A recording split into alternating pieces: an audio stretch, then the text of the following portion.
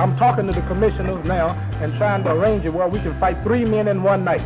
Line up 3 of them. Give me 1 minute's rest between each one. I will 3 of them in one night. There's not one man good enough for me. Muhammad Ali was the father of psychological warfare. There was never such a term before Ali.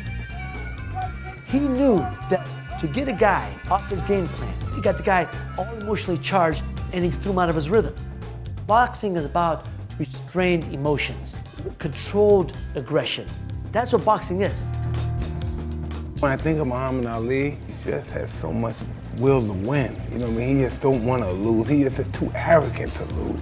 He just can't believe there's a man that's living on this planet that can beat him. That's all they think about, their superiority. Joe Frazier, the heavyweight champion of the world. Clumsy, ugly, flat-footed Joe Frazier. I'll show you what a real champion is. It was Howard Cosell that was asking him about Joe Frazier. And I remember this interview. He's like, Joe Frazier, he hit so hard. And Muhammad Ali goes, I'm pretty. I'm a bad man.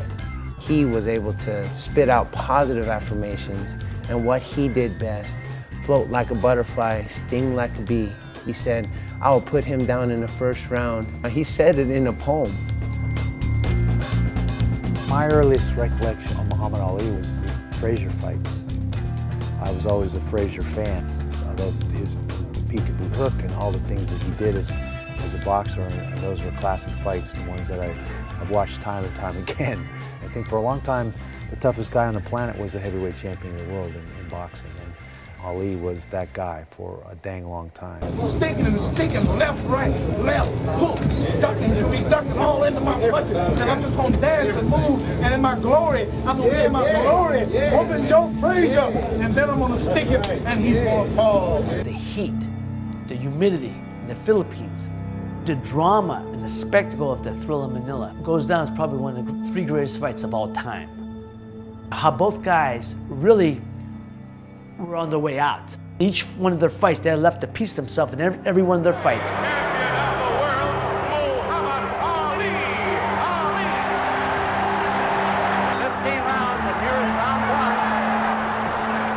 Ali was masterful in so many ways, sticking and moving, but so was Joe Frazier masterful in closing the gap, staying on top of him, and getting tremendous leverage with his punches.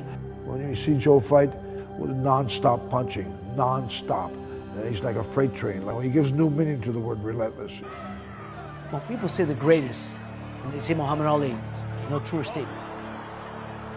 His hand speed, his boxing ability, his charisma, but more than anything, he had probably the greatest chin of all time. When you think of all the top fighters he fought, from the 60s and the 70s, all the top punchers, Sonny Liston, Big Cat Williams, Zora Foley, to Joe Frazier, George Foreman, Kenny Norton, Ron Lyle, Jerry Corey, and Ernie Shavers, the greatest puncher of all time. The fact he was able to stand up to those guys, be hurt, even dropped by some of them, but get up and defeat them, all those attributes, he had the greatest chin of all time, and that to me was what made him the greatest.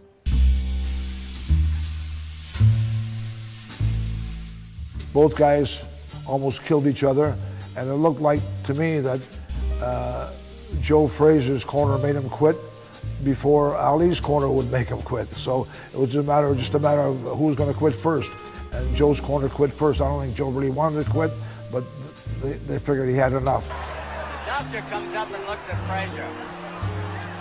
I think it's going to be over. It's all over. Muhammad Ali was on the stool and was not getting up. He said he wasn't getting up. If Eddie Futch would let Joe Frazier get up, and round 15 would have started, you'd have won that fight because Muhammad Ali said that was it. He was not going out for the next round. Just think about that. 30 seconds that would change history.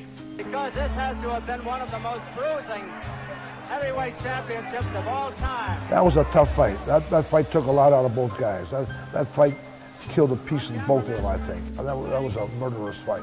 And the heat, all the pre-fight hype, the pre-fight animosity, it was a sight to see. That fight was an epic battle. That fight was like one of the greatest fights of all time.